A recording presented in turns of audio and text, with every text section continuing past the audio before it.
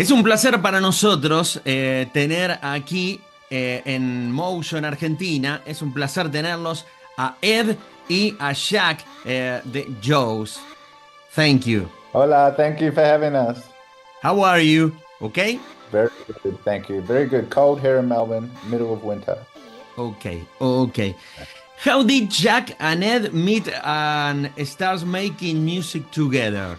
Well, we met in Melbourne at a nightclub, and we were both in different bands. And Ed was doing electronic music, and I was in a band playing guitar and singing.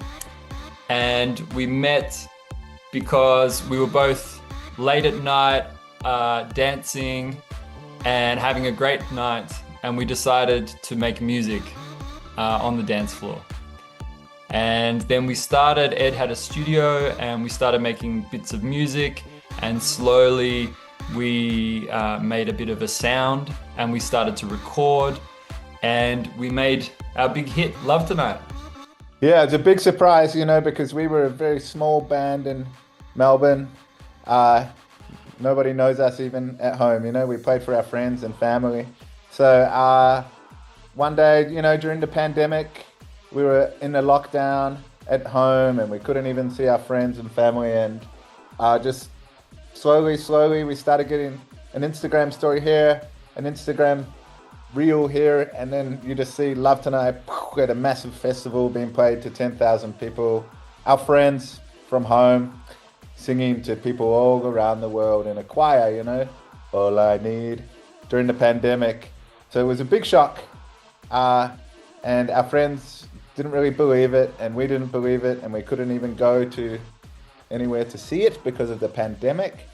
But then, David Guetta does a remix, Vintage Culture, Kiko Franco, and before you know it, we were on the plane to Europe. So it was a very, very, very big surprise for us being such a small band from Melbourne, Listen around the world. A whole world, yeah. The whole world. It's hard to find one person who doesn't know the song. Hay distintas influencias en Collective Ecstasy de varios estilos y cómo fue ese proceso de composición que los llevó a recorrer en este nuevo disco tantos sonidos diferentes. Perdón, que es larga la pregunta. That's a great question. I think the songwriting process is generally about finding a way to explore a feeling, an emotion. That's what I do when I write a song. And so different songs have different feelings, different emotions. And sometimes a song, like some of these songs are very, very old, like maybe 12, 15 years old. And they exist in my brain and in my body as these emotions and feelings.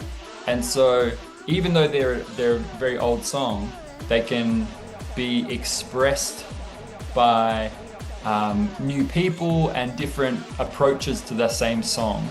And so sometimes when we have all of these different songs that I've written over many, many years, and I can bring it to Ed, and I can bring it to our record label, A&R, or different people, they can start to have their own ideas, and then it creates this cascading effect whereby we're not just one sound or one thing. We can have lots of different ideas in lots of different directions, but I think that they all revolve around the same idea, which is genuinely trying to express a feeling. Entiendo. ¿Y cómo fue esa primera vez con Love Tonight, que está en este disco, está incluido en este disco, incorporar arreglos corales que fueron los que le dieron ese toque tan particular a la canción?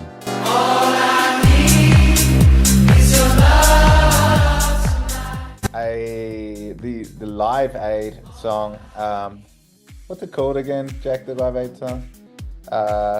the name of the song? Anyway, it's a big Live Aid song, as you know, for charity, when all the superstars from around the world came together. Bob Dylan, Bruce Springsteen, everyone came to sing. And we thought that song was really interesting and funny and unique. And we decided to make a version with our Melbourne stars, people of the underground music scene in Melbourne, who were just our friends who we were playing music with in Melbourne at the time. And we got together, we made a choir, we're not professional, you know, all amateur singers, and sang a song together, which became Love Tonight. It was fun, it was funny, and it was a bit silly. And, you know, I guess the magic that we captured in that room that day spread around the world.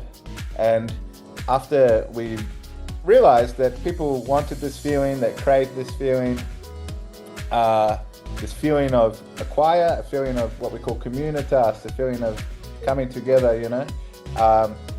It influenced us to try it again and do it again on Won't Forget You and do it again on Call My Name, and most of the songs on the record have some choir on it. So I think it's just the way we love choirs, we love singing with people, and we love people singing together. And when we saw how much the rest of the world loved it too, it influenced us to just keep exploring choirs and exploring the simple production ideology of just a simple bass, a simple, you know, kick and a clap and a beat, and letting the voices do the communication. Qué bueno, qué bueno. Y este disco trae varias colaboraciones, varios featurings. ¿Y cómo se da esa unión con los artistas, con esos nuevos artistas que ellos toman localmente, artistas que no son tan conocidos? It's always very different.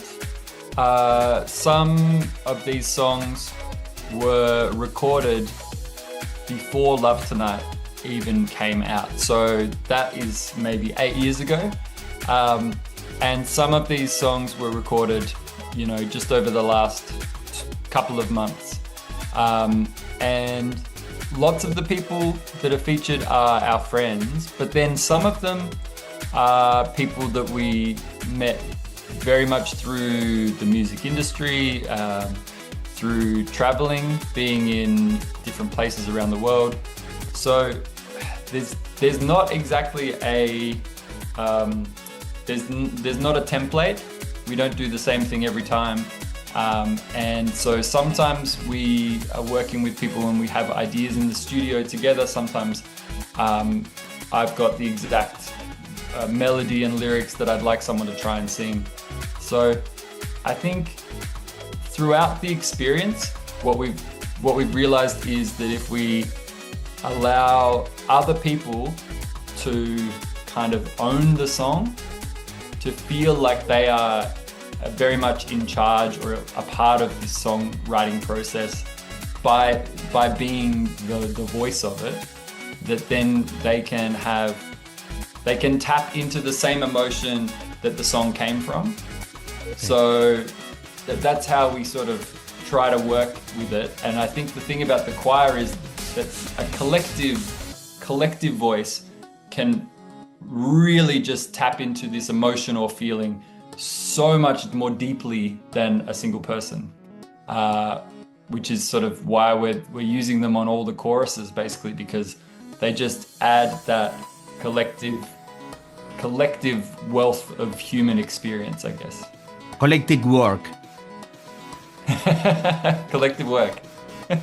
¿Y dónde estarán presentando este material? ¿Qué es lo que se viene de Shouse?